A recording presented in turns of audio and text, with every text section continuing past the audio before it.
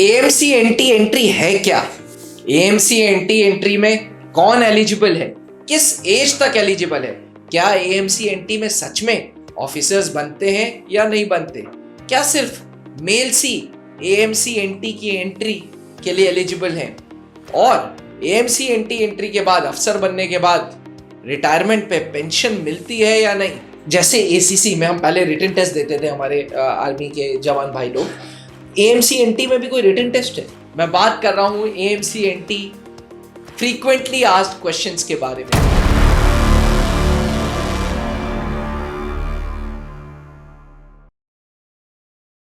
मैं बात कर रहा हूं AMC NT frequently asked questions के बारे में, क्योंकि आप सबके कमेंट्स एएमसी एनटी के लिए बहुत सारे हैं। प्लस कुछ जवान भाई हमारे थोड़ा नाराज रहते हैं कि आप एसीसी, एससीओ, पीसीएसएल के बारे में तो बात कर लेते हो, कभी एएमसी एनटी के बारे में बात ही नहीं करते। तो सर, समय आ गया कि सबकी नाराजगी दूर की जाए और एएमसी एनटी के बारे में बात करें। हाँ, ये कमेंट मैंने पढ़ा था, एक बच्चे का कमेंट आया था इसमें, एएमसी एनटी को पेंशन मिलती है या नहीं मिलती है, बड़ा कंफ्यूजन है इसको लेकर के। थोड़ा रिवर्स में चलते हैं जी।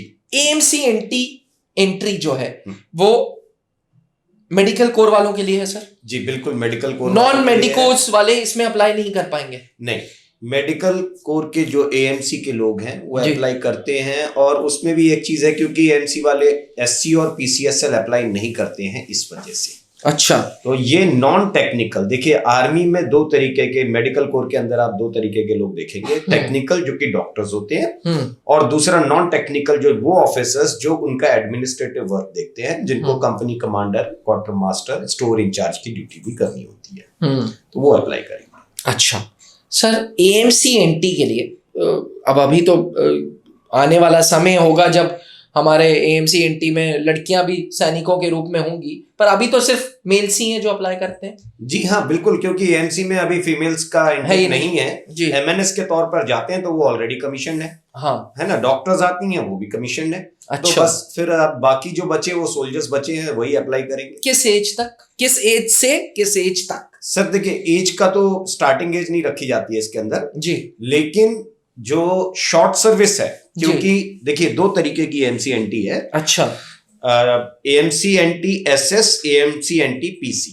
अच्छा, एएमसी एनटी पीसी को 2014 में बंद कर दिया गया था। ठीक है, ठीक है। पहले आती थी उसकी वैकेंसी, जिसका जुलाई में पेपर होता था, रिटर्न पेपर होता था, उसको पास करने के बाद फिर वो अप्लाई करते थे। तो पीसी के लिए 42 इयर्स तक एज रखी जाती थी, मगर एसएस के लिए अप टू 40 इयर्स एज रखी जाती है।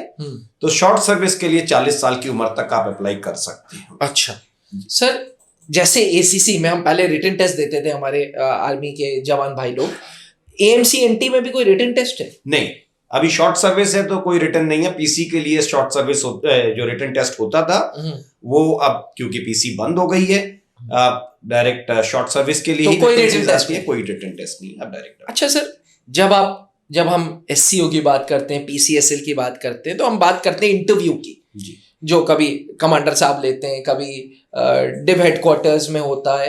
तो क्या एएमसी एनटी में भी जब एप्लीकेशन फॉरवर्ड हो रहा है तो किसी प्रकार का कोई इंटरव्यू है? नहीं, कमांडिंग ऑफिसर का एक इंटरव्यू होता है सर, बस, बाकी उसके अलावा कोई इंटरव्यू नहीं है इसके लिए।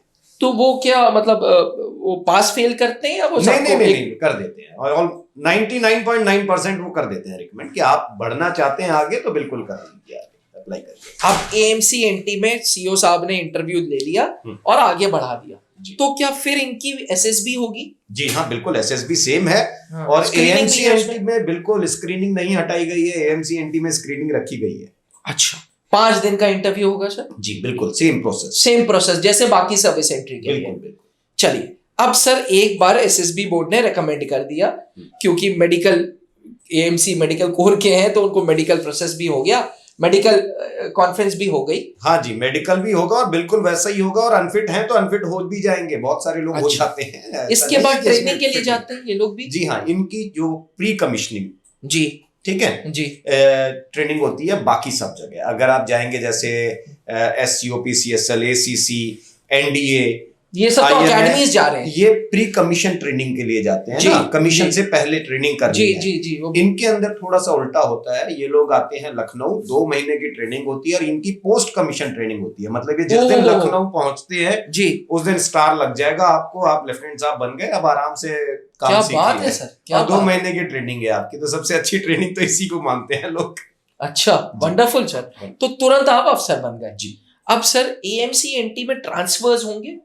हाँ जी बिल्कुल ट्रांसफर्स होंगे, और आप कहीं पे भी command hospital, base hospital, military hospital, कहीं पे भी जा सकते हैं। जी हाँ, नॉन टेक्निकल वर्क है, बाकी आप ऑफिसर हैं फौज में, आपके सारे काम जहां भी है जैसे आप करते हैं एज अ सोल्जर वैसे ही बस तब भी करेंगे आप।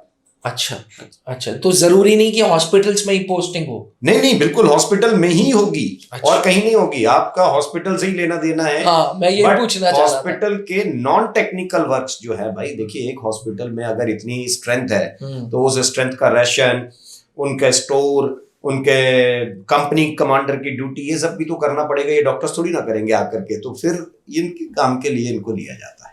अब सर AMC/NT की ट्रेनिंग भी हो गई, अफसर भी बन गए, मान लीजिए 10 साल बाद छोड़ना चाहते हैं, हाँ, शॉर्ट तो सिक्योरिटी क्या है सर, कुछ पेंशन है? देखिए सिक्योरिटी, ये बड़ा इंटरेस्टिंग सा सवाल पूछा, और ये बहुत लोगों को जानकारी नहीं है, तो इसको आज जरूर क्लियर करते हैं। आप जब शॉर्ट सर्विस, क्योंकि PC बंद हो चुकी, परमानेंट कमीशन बंद हो चुका है, लेकिन जब आप कमीशन ऑफिसर बन जाते हैं शॉर्ट सर्विस के थ्रू, तो हर किसी को 3 मौके मिलते हैं परमानेंट कमीशन के लिए। आपको कन्वर्ट करने के मौके मिलेंगे, 3 मौके होते हैं वो जी, और उसमें 99% लोग कन्वर्ट कर लेते हैं परमानेंट कमीशन में। अच्छा, वो तो 20 साल तक नौकरी कम से कम करके जाएंगे, और कोई एक खुशकिस्मत इंसान होगा जो ब्रिगेडियर बनेगा, क्योंकि इनके highest rank up to colonel है। अच्छा, but only one will get recommended up to brigadier. तो वो परमानेंट कमीशन वाले हो गए। हाँ, वो परमानेंट कमीशन वाले हो गए।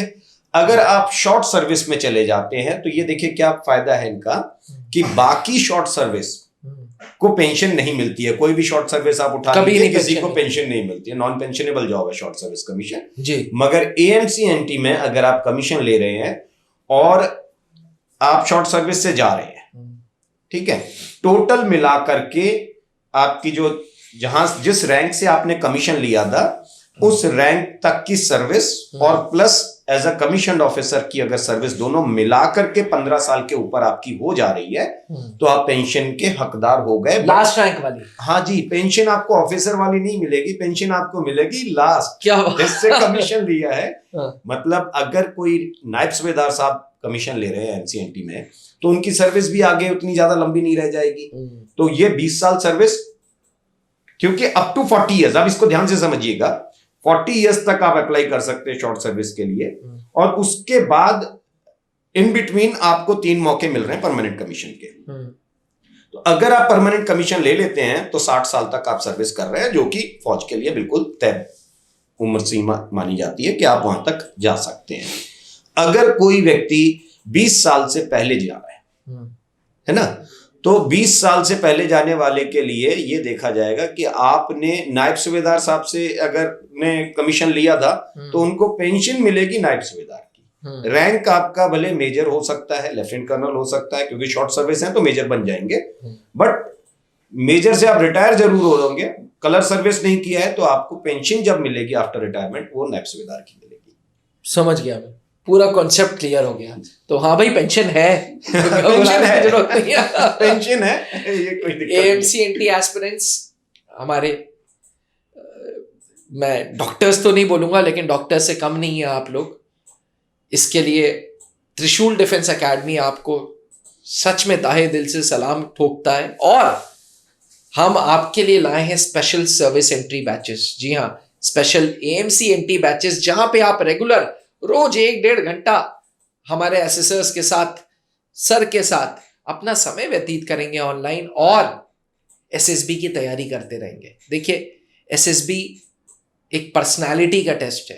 पर्सनालिटी एक दिन में नहीं चेंज होगी, नेचुरल प्रोसेस है, और नेचुरली इस प्रोसेस में अगर आपको अपने आप को इंप्रूव करना है तो आज ही त्रिशूल डिफेंस एकेडमी के सर्विस एंट्री बैचेस से जुड़ें, जो ऑनलाइन शाम को 6 बजे से चलती है। जी, शाम को 6 बजे से प्रतिदिन ये सर्विस एंट्री बैचेस हैं, जहां पे आप जैसे AMC-NT एस्पिरेंट्स होंगे, कुछ ACC होंगे, SC होंगे, PCSL होंगे, एक साथ सेम माइंडसेट के लोग, आप लोग क्लासेस लेंगे, नेचुरली अपनी पर्सनालिटी सुधारेंगे और SSB के लिए तैयार होंगे।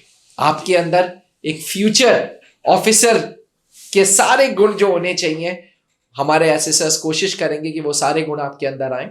एस्पिरेंट्स, AMC-NT एस्पिरेंट्स के लिए एक स्पेशल ऑफर यह है कि अगर आप ऑनलाइन कोर्स में एनरोल होते हैं, कभी भी ऑफलाइन शिफ्ट करना चाहें 14 दिन या 21 दिन की SSB के लिए, तो ये फीस आपकी उसमें एडजस्ट हो जाएगी। तो कहीं से आपका नुकसान नहीं है, आप इतना करते हैं हम लोगों के लिए, तो त्रिशूल डिफेंस एकेडमी का भी सर कुछ बनता है बिल्कुल जरूर। अभी तो बैठने का समय नहीं है आपके पास, मार्च में एप्लीकेशन आपकी जाना शुरू हो जाएंगी, तो मार्च में आप अप्लाई करेंगे और समय ज्यादा रह नहीं गया, तो मेरे ख्याल से अभी से तैयारी करना ज्यादा फायदेमंद रहता है। आशा करते हैं कि सारे डाउट्स क्लियर हो। थैंक यू, जय हिंद।